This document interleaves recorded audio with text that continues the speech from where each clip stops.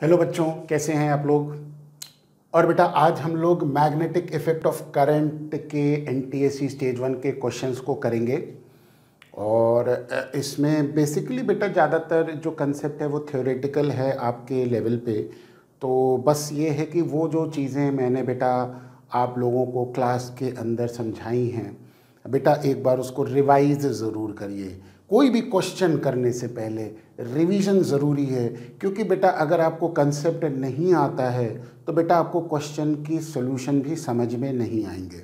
तो क्वेश्चंस को करने से पहले मेरा सजेशन है कि आप एक बार जो भी कंसेप्ट मैंने चैप्टर्स के अंदर आपको सिखाए हैं बेटा, एक बार आप उसको रिवाइज ज़रूर करिए और फिर उसके बाद इन क्वेश्चंस को करेंगे। ठीक है, तो चलिए magnetic effect of current NTSC stage 1 के जो क्वेश्चंस हैं उनको हम करते हैं आज। ठीक, चलिए क्वेश्चन नंबर 1 क्या कहता है। Same current I is flowing in the same direction in each of two uniform coaxial circular loop on bringing the loops near to each other. बेटा देखो होता क्या है कि जब आप दो सर्कुलर लूप को लेते हैं, है ना, और जैसे कि ये आपने एक सर्कुलर लूप ले लिया, ठीक है, और ये दूसरा सर्कुलर लूप ले लिया, दोनों को एक्सियल है, मतलब सेम एक्सिस पे लाई कर रहे हैं, और दोनों में करंट की डायरेक्शन क्या है, सेम है ना। तो लेट अस से इसमें भी करंट की डायरेक्शन आई हो गई, इसमें भी करंट की डायरेक्शन आई हो गई। अब जब आप इन दोनों को करीब लाएंगे तो बेटा हमेशा क्या होगा कि मोशन होने की वजह से देखो current carrying conductor magnetic field को जनरेट करेगा, ठीक, और वो मैग्नेटिक फ्लक्स इससे भी पास होगा क्योंकि ये दोनों कोएक्सियल हैं। ठीक है, तो अब जब आप करीब लाएंगे तो इसके साथ मैग्नेटिक फ्लक्स बढ़ेगा तो ये बढ़ने नहीं देगा, ठीक है, और ऐसे ही इसके साथ भी होगा, जब करीब आएगा तो इसके साथ भी मैग्नेटिक फ्लक्स बढ़ेगा जो ये बढ़ने नहीं देगा इलेक्ट्रोमैग्नेटिक इंडक्शन की वजह से। इसीलिए फिनोमेना जो होगा वो क्या होगा, current will decrease in each loop. दोनों लूप में जो करंट की वैल्यू है वो डिक्रीज करेगी इन ऑर्डर टू क्या, मेंटेन, वही फ्लक्स को मेंटेन करने के लिए, वरना फ्लक्स में चेंज हो जाएगा ना। ठीक, तो इसका करेक्ट आंसर जो होगा वो बी आंसर होगा। क्वेश्चन नंबर 2 कहता है the north pole of earth's magnet. बेटा देखो हमने नॉर्थ पोल और साउथ पोल ऑफ अर्थ की बात जब करते हैं तो बेटा जहाँ पे एंटार्क्टिक रीजन है वो जियोग्राफिक साउथ कहलाता है। तो जहाँ जियोग्राफिक साउथ है वहाँ अर्थ के अंदर का मैग्नेट का नॉर्थ पोल है, उल्टा होता है। तो अर्थ का मैग्नेटिक नॉर्थ जियोग्राफिक साउथ के पास होता है, यानी कि ये वाला ए पार्ट जो है वो करेक्ट आंसर है। जियोग्राफिक साउथ के पास north pole of earth magnet होता है, उल्टा डायरेक्शन होता है। तो जो जियोग्राफिक साउथ है वो मैग्नेटिक नॉर्थ होता है, ठीक है, तो ये करेक्ट आंसर हो जाएगा। क्वेश्चन नंबर 3 कहता है magnetic field due to current carrying conductor depends on. बेटा current flowing through the conductor इसके ऊपर भी डिपेंड करेगा, और डिस्टेंस फ्रॉम द कंडक्टर इसके ऊपर भी डिपेंड करेगा। जितना दूर होंगे कंडक्टर से मैग्नेटिक फील्ड इंटेंसिटी उतनी ही कम होगी, है ना। ये तो लॉजिक की बात है कि भाई दूर होंगे तो इंटेंसिटी कम होगी। तो डिस्टेंस के हिसाब से भी डिपेंड करेगा, इन्वर्सली प्रोपोर्शनल होगा, और करंट के ऊपर डायरेक्टली प्रोपोर्शनल होगा। तो करेक्ट आंसर इसका both A and B answer होगा, ठीक, ये करेक्ट आंसर होगा। क्वेश्चन नंबर 4 कहता है the magnetic field lines inside long current carrying solenoid. बेटा सोलेनॉइड के अंदर लाइंस ऑफ फोर्सेस स्ट्रेट थी ना, मैंने आपको बताया था, दिखाया भी था डायग्राम में। तो यहाँ पे इसका करेक्ट आंसर स्ट्रेट होगा, यानी कि सी आंसर इसका होगा, ठीक। तो ये थ्योरेटिकल क्वेश्चंस हैं, कोई बहुत कॉम्प्लिकेटेड क्वेश्चंस नहीं है, बस ये है कि कंसेप्चुअली आपने जो सीखा है वो सारी चीज़ें आपको पता होनी चाहिए। आइए आगे की बात करते हैं। क्वेश्चन नंबर 5 क्या कहता है, an AC generator is connected to an electric appliance. 10 revolutions of the armature, the current in the applies changes direction 20 times। बेटा देखो 10 रेवोल्यूशन में, एक रेवोल्यूशन में 2 बार करंट की डायरेक्शन चेंज हो रही है ना, तो 10 रेवोल्यूशन में 20 बार होगी, यही होगा। ठीक, तो करेक्ट आंसर इसका 20 टाइम्स हो जाएगा, सी आंसर होगा। क्वेश्चन नंबर 6 क्या कहता है, ये भी बिल्कुल सेम है ना। तो अगर डायरेक्शन ऑफ करंट एक बार चेंज हो रहा है, वो कितने में होगा बेटा, हाफ रेवोल्यूशन में होगा ना। ठीक, तो हाफ रेवोल्यूशन में एक बार चेंज होगा, तो एक रेवोल्यूशन में 2 बार डायरेक्शन ऑफ करंट चेंज होगा। बिल्कुल सेम वाला, जैसा ऊपर वाला क्वेश्चन था वैसे ही ये वाला भी है, बस फर्क ये कि ये दिल्ली एनटीएसी में आया, ये बिहार एनटीएसी में आया था। ठीक है, चलिए नेक्स्ट क्वेश्चन, क्वेश्चन नंबर 7 देखते हैं। Choose the correct alternative in relation to the property of magnetic lines of forces. Magnetic lines of forces की प्रॉपर्टीज के बारे में जानेंगे। Magnetic lines of forces start from south pole and end on north pole, गलत है। Magnetic lines of forces intersect each other, गलत है। Magnetic lines of forces are far from each other where field is strong, गलत है। तो अब next last option जो बच रहा है, ए बी सी तीनों तो गलत हो गए, तो करेक्ट ऑल्टरनेटिव जो होगा वो डी होगा। Tangent at any point on the magnetic lines give the direction of the magnetic field intensity, ये करेक्ट आंसर होगा, जो कि कौन सा है, डी वाला है। ठीक है, चलिए क्वेश्चन नंबर 8 देखते हैं। The magnetic field inside a long solenoid current carrying conductor.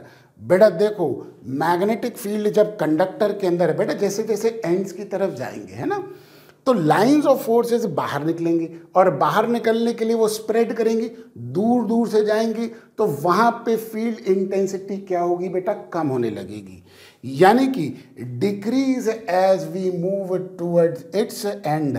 ये आंसर होगा, बी वाला ऑप्शन करेक्ट माना जाएगा। ठीक है, ये ध्यान रखिए, कई बार इस तरह के क्वेश्चन जो हैं वो आप थोड़ा सा गलत करके आते हैं, तो ऐसे क्वेश्चंस के ऊपर बहुत सावधानी बरतने की ज़रूरत है। क्योंकि बेटा जब देखो हम लोगों ने मैग्नेटिक फील्ड लाइंस सोलेनॉइड के अंदर बनाई थी, तो लाइंस ऑफ फोर्सेस सोलेनॉइड के अंदर तो घनी घनी थी, और लेकिन जैसे ही वो बाहर निकलेंगी वो स्प्रेड करने लगेंगी ना, तो जब स्प्रेड करेंगी तो फील्ड इंटेंसिटी धीरे धीरे कम होगी। वही कह रहा है, decrease as it we move toward its end. तो दोनों किनारे पे जब जाएंगे तो फील्ड लाइंस फैलने लगेंगी। Next question, that is the question number 9। क्या कहता है, 2 wires each carrying current as shown. ये देखो बेटा करंट का डायरेक्शन है ना, सेम, और शोन इन द फिगर हो गया। Magnetic field at P is described by which statement. देखो बेटा ऊपर वाले कंडक्टर की वजह से, देखो ये हमने थंब को रखा, फील्ड कैसे जा रही है, ऊपर से बाहर आके पी पॉइंट पे अंदर जाएगी। देखो हाथ मेरा कैसे जा रहा है, घूम रहा है ना, ऐसे घूम रहा है, तो पी पॉइंट पे ये घूम के किधर जाएगा, बोर्ड के अंदर जाएगा। तो इसकी वजह से पी पॉइंट पे क्या होगा बेटा, क्रॉस, और इसकी वजह से देखिए, ये देखिए करंट इधर जा रहा है, तो पी पॉइंट पे फील्ड लाइंस किधर आएगी, घूम के बाहर की तरफ आ रही है, मेरी फिंगर्स बाहर की तरफ आ रही है, यानी कि हो जाएगा जिसको हम डॉट कहेंगे। ये देखो गड़बड़ हो गया। ठीक है, तो यहां पे P पॉइंट पे इसकी वजह से डॉट होगा। ठीक, तो ये डॉट इसकी वजह से होगा और क्रॉस इसकी वजह से होगा, ये हमारे पास क्रॉस हो गया। तो अब देखिए दोनों की डायरेक्शन, डॉट और क्रॉस मतलब अंदर जा रहा है, डॉट मतलब बाहर आ रहा है, तो दोनों की डायरेक्शन ऑपोजिट हो गई, तो P पॉइंट पे फील्ड इंटेंसिटी 0 होगी। और इसमें देखिए कौन सा ऑप्शन आपका मैच कर रहा है, magnetic field are in opposite direction and net field, देखो फाइल्ड लिख दिया, इसको कहेंगे बेटा फील्ड इज इक्वल टू 0। ये करेक्ट आंसर होगा इस परिस्थिति में, तो ये हमारे पास आंसर ए होगा। Next question, that is the question number 10। Electric motor is a device which converts electrical energy into mechanical energy. बहुत छोटा सा, ये तो कॉमन सा क्वेश्चन है, आप जानते हैं। कि इलेक्ट्रिकल एनर्जी को मैकेनिकल एनर्जी में कन्वर्ट करती है electric motor. Dynamo works on the principle of electromagnetic induction, यानी कि करंट का जनरेशन, उसी को डायनेमो कहते हैं, है ना। तो works on the principle of electromagnetic induction. बेटा ये सारी बातें तो हम लोगों ने डिस्कस कर ली हैं। Frequency of alternating current supplied in India 50 hertz होती है बेटा। करंट की फ्रीक्वेंसी, एसी करंट की फ्रीक्वेंसी की जो होती है वैल्यू, उसकी 50 हर्ट्ज होती है इंडिया के अंदर। ठीक है, तो ये तो थ्योरेटिकल क्वेश्चंस थे, इजी थे। नेक्स्ट क्वेश्चन देखेंगे, क्वेश्चन नंबर 13 क्या कहता है। The magnetic field lines due to an ordinary bar magnet, क्या होगा देखते हैं, एक एक ऑप्शन पढ़ेंगे। फॉर्म्स क्लोज कर्व, बिल्कुल सही है, ये आंसर तो करेक्ट है। आइए देखते हैं दूसरा answer. Crosses one and other near the poles, गलत है। Are numerous near the north pole and near the south pole then near the south pole, गलत है। दोनों में इक्वल लाइंस ऑफ फोर्सेस होंगी। Do not exist inside the magnet, गलत है, exist करती है। तो करेक्ट आंसर इसका ए होगा। Magnetic field lines form a closed loop. ठीक, नेक्स्ट क्वेश्चन, क्वेश्चन नंबर 14 क्या कह रहा है। Fleming's left hand rule is used to find, Fleming's का लेफ्ट हैंड रूल किसके लिए होता है बेटा। देखिए मैंने आपको बताया था ना, लेफ्ट हैंड रूल के लिए फील्ड, ठीक है, करंट और क्या होगा, फोर्स, यही होगा ना, फील्ड करंट फोर्स। तो देखिए direction of force on current carrying conductor in a magnetic field, ये हमारे पास करेक्ट आंसर होगा, Fleming's left hand rule. Right hand rule बेटा इलेक्ट्रोमैग्नेटिक इंडक्शन में होगा, ध्यान रखिए। क्वेश्चन नंबर 15 क्या कहता है। An electric current is pass through a straight wire, magnetic compass are placed at point A and B. ये देखिए ऊपर ए और बी है, ये डायग्राम है क्वेश्चन नंबर 15 का।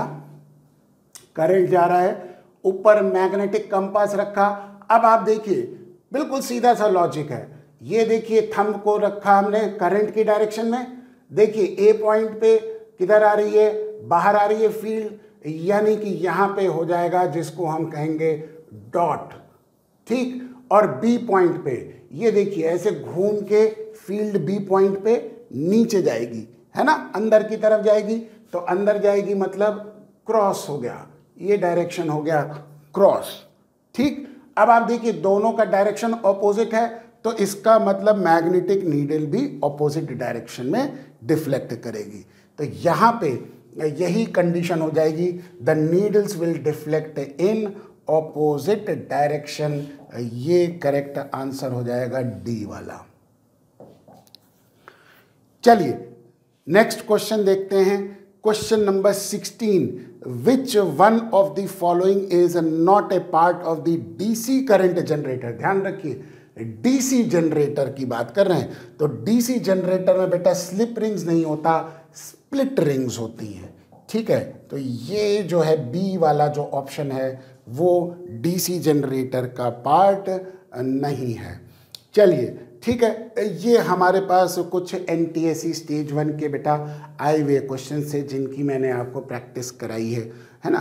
तो उम्मीद करता हूँ कि बेटा आप लोगों ने अच्छे से किया होगा, इस चैप्टर का रिवीजन और इन क्वेश्चंस को अच्छे से करेंगे, ठीक है। चलिए बाकी बातें नेक्स्ट क्लास में करेंगे, आज के लिए इतना ही बहुत है। Thank you so much, have a nice day.